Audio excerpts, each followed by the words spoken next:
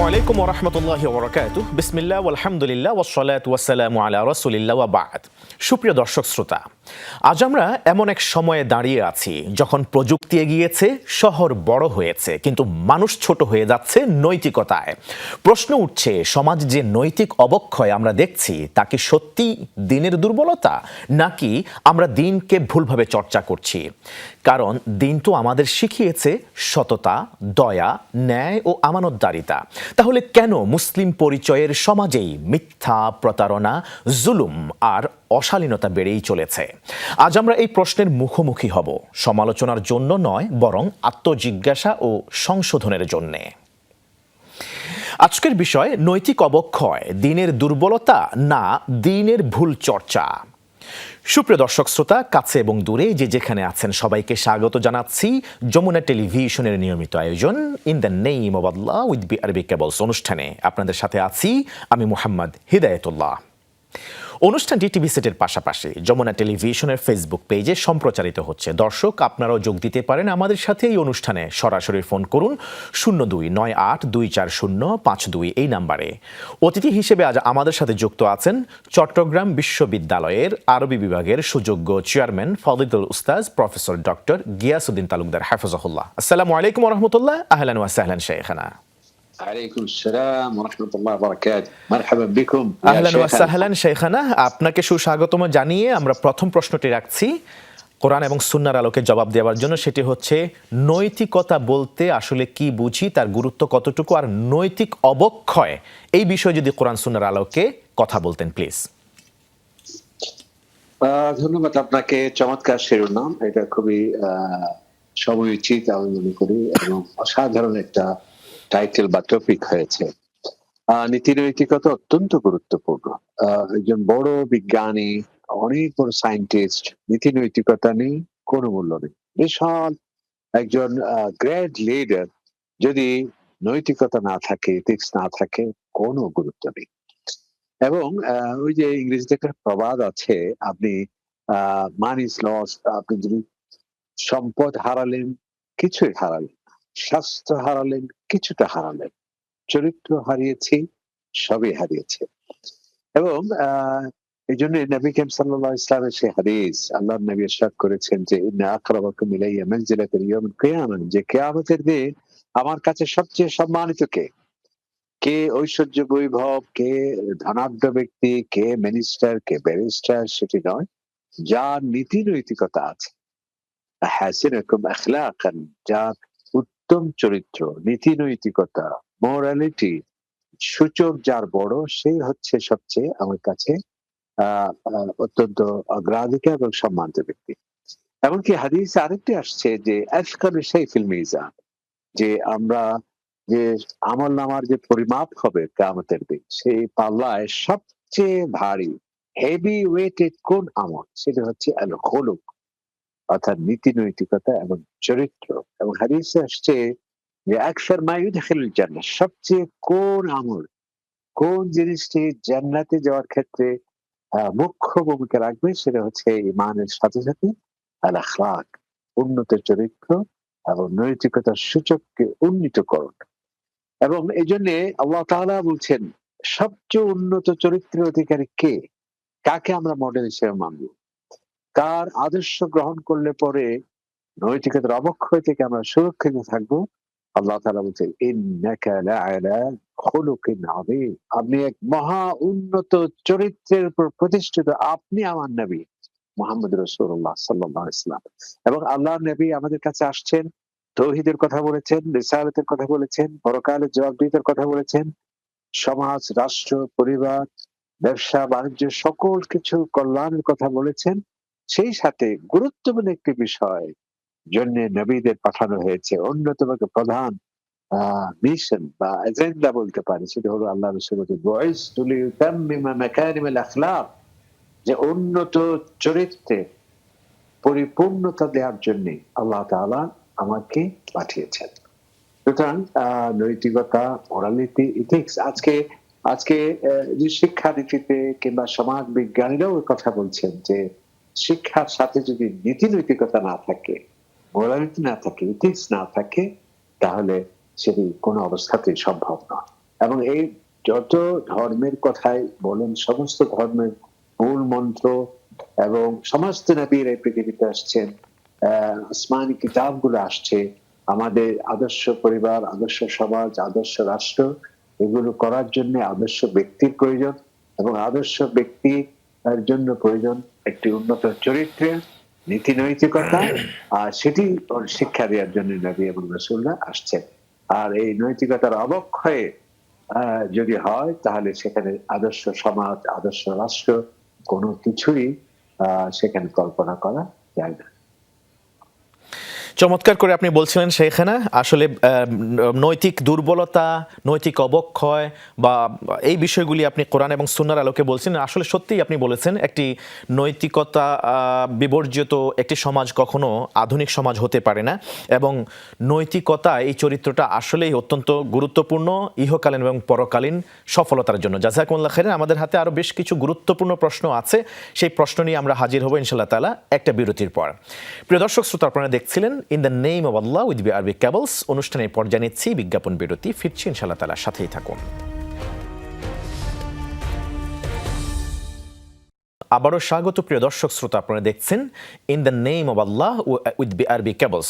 আজকের আলোচনার বিষয় নৈতিক অবক্ষয়, দিনের দুর্বলতা নাকি দিনের ভুল চর্চা। গুরুত্বপূর্ণ আলোচনায় আমাদের সাথে যুক্ত আছেন ফজিলাতুল উস্তাজ প্রফেসর ডক্টর গিয়াসউদ্দিন তালুকদার হাফেজাহুল্লাহ। স্বাগত শেখ। বিরতির পর আরও একবারের মতো এবারে জিজ্ঞাসা আপনার কাছে, এমন একটা সময় ছিল যে সময়ে ওই যুগটাকে বলা হতো আইয়ামে জাহেলিয়া কিংবা অজ্ঞতার অন্ধকারের যুগ। নবীজি সাল্লাল্লাহু আলাইহি ওয়াসাল্লাম নবুয়ত পেলেন, ওহি আসলো কোরআন, সে কোরআনের আলো দিয়ে তিনি পুরো সমাজটাকে আলোকিত করেছিলেন, নৈতিক মানুষ গড়েছিলেন এবং মানুষ আর সমাজকে পরিচয় করিয়ে দিলেন স্বর্ণের মানুষ এবং সোনার যুগ বলে। সেই কোরআন তেলাওয়াতের চর্চা এখনো বেড়েই চলেছে, মুসলমানের সংখ্যা বেড়েছে এবং ইবাদতের মাত্রাও বেড়ে চলেছে, কিন্তু অবিশ্বাস্যভাবে কমছে নৈতিক মানুষের সংখ্যা এবং যুগ যুগ করে আমরা অজ্ঞতার অন্ধকারের যুগকেও হার মানিয়ে দিচ্ছি। এর পেছনের মূল কারণ কি বলে আপনি মনে করেন? এই বিষয়ে যদি কোরআন সুন্নাহর আলোকে তুলে ধরতেন প্লিজ। ধন্যবাদ।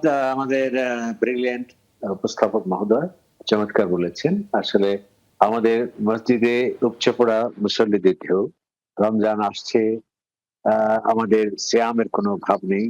আমাদের হজের ক্ষেত্রে বছরের পর বছর অপেক্ষা করতে হয়, এত মানুষ হজে যাওয়ার আগ্রহী। কিন্তু এবং দিনের আনুষ্ঠানিকতা আমাদের মধ্যে প্রচুর, কিন্তু সেই সাথে আমাদের মধ্যে অনৈতিকতা এবং মোরালিটি এবং এথিক্স এর যথেষ্ট ঘাটতি রয়েছে। এর কারণ কি? এর কারণ হলো আসলে দিনকে ইখলাসের সাথে গ্রহণ করতে হবে। দিন তো এমনটি না যে যান্ত্রিক মতো যে সবকিছু লাগিয়ে দিলাম, স্টার্ট দিলাম, অন হয়ে গেল, না। আপনাকে ইখলাস থাকতে হবে। সেজন্য আল্লাহ তাআলা বলছেন, ওই যে আছে না, ওয়াকালাতিল আরাবু, লোকেরা এসে বলল আমান্না, আমরা ঈমান এনেছি, আমরা তো মুসলিম, আমাদের নীতি নৈতিকতা অনেক ভালো। আল্লাহ তাআলা বললেন, কুল্লাম তুমিনা, হে নবী আপনি বলুন যে তোমরা জাস্ট এটি রূপক করতে বলছো, মৌখিক ভাবে বলছো। ওয়ালাম্মা ইয়াদখুল ঈমান ফি কুলুবিকুম, তোমরা জাস্ট স্লোগান দিয়েছো, ঈমানের মূল মন্ত্র তোমাদের অন্তরে, মনে, মগজে এখনো প্রবেশ করে। সুতরাং ঈমানের নামাবলী গায়ে পরিধান করলেই তো দিন চর্চা হয় না। এটি মনে প্রাণে বিশ্বাস করতে হয় এবং সেটি কর্মে প্রতিফলন করতে হয়, কেবল মৌখিক ঘোষণা নয়। যেমন আল্লাহ তাআলা বলছে, ওয়ামিনান নাসি মান ইয়াকুলু আমান্না বিল্লাহ, অনেক লোক আছে সে যে বলে যে আমি দারুণ মুমিন, আমি একজন পাক্কা মুসলিম। আল্লাহ তাআলা বলছে ওয়ামা হুম বিমুমিনিন, সে জাস্ট মৌখিক ঘোষণা দিচ্ছে, আসলে প্রকৃত অর্থে সে মুমিন নয়। তাহলে দিনকে কেবল ঘোষণা দিলেই হবে না, কেবল পোশাক পরিচ্ছদের মাধ্যমে নয়, কেবল বংশ কৌলিন্যে, মুসলিম পরিবারে, মুসলিম রাষ্ট্রে, মুসলিম সমাজে জন্ম বলেই যে আমি স্বয়ংক্রিয়ভাবে নীতি নৈতিকতার পরিবর্তন হয়ে যাবে তেমনটি নয়। বরং আল্লাহ তাআলা বলছেন, এই ঈমানের সাথে যদি কেউ কপটতার আশ্রয় নেয়, কেবল যখরফুল কৌল, কথার ফুল ঝুড়িটাই যেন যদি আমাদের ঈমানের চাকচিক্য হয়, তাহলে তো সেটি হবে না। মানে ইত্তাখাযু আইমানাহুম জুন্নাহ, আল্লাহ তাআলা অনেক লোক আছে যার শুধু এই ধার্মিকতাকে একটা ঢাল হিসেবে সে ব্যবহার করছে জনপ্রিয়তার জন্য কিংবা সুবিধা পাওয়ার জন্য। এজন্য যে যেমন আল্লাহ তাআলা যারা নামাজ পড়ছে অথবা বলে ফাওয়াইলুল মুসাল্লিন, সে নামাজের জন্য হবে সম্পাদ, কারণ সে মানুষকে দেখানোর জন্য সেটি করছে। এই জন্য আমরা প্রকৃততে ইখলাস থাকতে হবে এবং প্রকৃত অর্থে যদি আমরা নামাজ আদায় করি, প্রকৃত অর্থে যদি আমরা কোরআন কারীম তেলাওয়াত করি, কেবল সুরেল কণ্ঠে মানুষকে শিল্পী হিসেবে জাহির করার জন্য নয়, কেবল বক ধার্মিক হিসেবে মানুষের কাছে হোয়াইট কালার ক্রিমিনাল যাতে আমি না হই, কোরআন এবং সুন্নাহকে যথাযথভাবে যদি আমরা পালন করি, অবশ্যই নীতি নৈতিকতা আমাদের মধ্যে আসবে। আর যদি কেবল গ্রামার মেনটেন করি, ওই যে আল্লাহ রাসূল বলেছেন যে রুব্বা কায়েম, অনেক সারা রাত্রি ইবাদত করে, লাইসা লাহু মিন কিয়ামিল সাহর, বিনিদ্র রাত্রি যাপনের কষ্ট ছাড়া সওয়াবের লেশ মাত্র নেই। মাসের পর মাস সে সিয়াম করছে, লাইসা লাহু মিন সিয়ামিল জু ওয়াল আতাশ, জি। উপবাসের যন্ত্রণা ছাড়া কিছুই তার ভাগ্যে জুটছে না। তাহলে দিন অবশ্যই ঠিক আছে, তবে সেটাকে আমাকে ইখলাসের সাথে আল্লাহ এবং আল্লাহ রাসূলের যেভাবে বলেছেন ঐকান্তিকতার সাথে আমাকে থাকতে হবে, স্লোগানে নয়, সুযোগ সন্ধান হিসেবে নয়, মানুষকে এটিকে দেখিয়ে জি। আমরা স্বার্থ চরিতার্থ করার জন্য নয়, এবং এটার জন্য আজকে আমাদের এই দুরবস্থা হচ্ছে। অনেক চমৎকার আপনি বলছিলেন মহাগ্রন্থ আল কোরআন এবং হাদিসের আলোকে, জাযাকুল্লাহ খাইরান। দর্শক দেখছিলেন in the name of Allah with আরবি কেবলস। নিচ্ছি বিরতি, ফিরবো ইনশাআল্লাহ তাআলা, সাথেই থাকুন।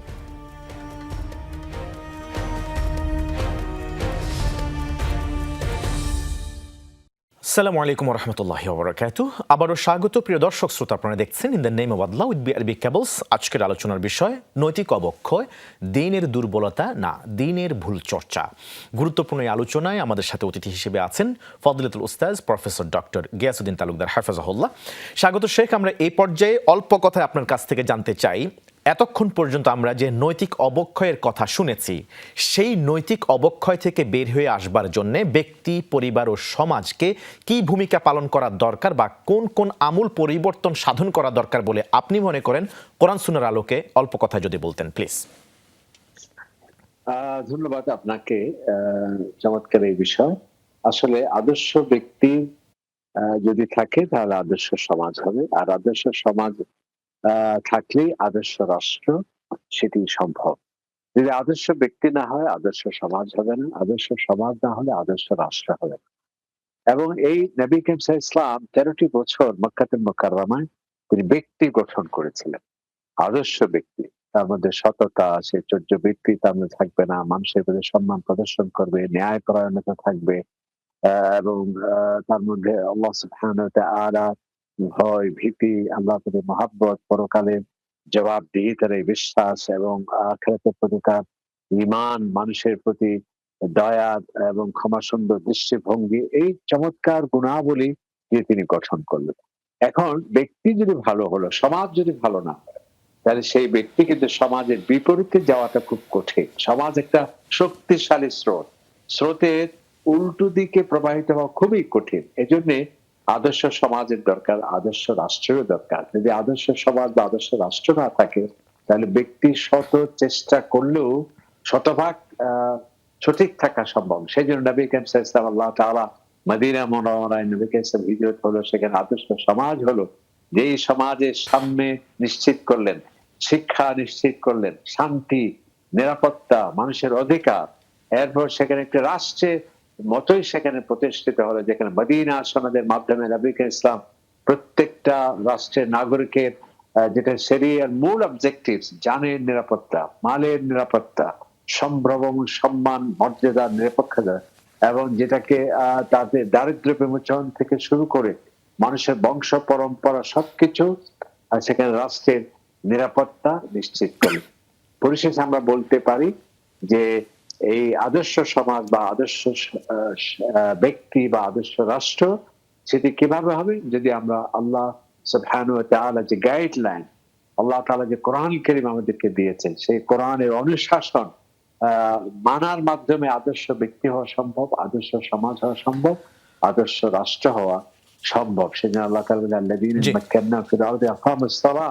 যদি সত্যিকার অর্থে একটি আদর্শ রাষ্ট্র প্রতিষ্ঠিত হয়, সেখানে নামাজ কায়েম হবে, দারিদ্র্য বিমোচনের জন্য যাকাত থাকবে, এবং সব প্রতিষ্ঠিত হবে, এবং অন্যায়, অশ্লীলতা, বেহায়াপনা মুক্ত একটি পরিবেশ, রাষ্ট্র, সমাজ সেখানে অনেক ধন্যবাদ জানাচ্ছি আপনাকে। চমৎকার আলোচনা করেছেন মহাগ্রন্থ আল কোরআন ও সুন্নাহর আলোকে। জাযাকুল্লাহ খাইরান।